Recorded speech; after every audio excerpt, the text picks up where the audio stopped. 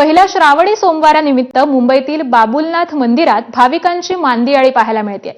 बाबुलनाथ मंदिर फुलांनी सजलंय। भाविकांकडून हार आणि महादेवाचा जयघोष घातला जातोय आणि याचाच आढावा घेतलाय आमच्या प्रतिनिधींनी। पाहूयात।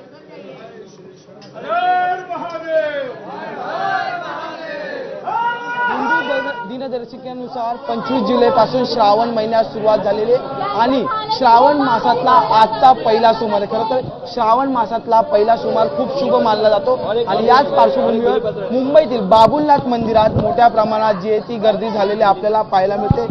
जलाभिषेक असो, रुद्राभिषेक असो, तो भाविक भक्तगणांकडून जो आहे तो ह्या ठिकाणी महादेवाची पूजा करताना केला जातोय।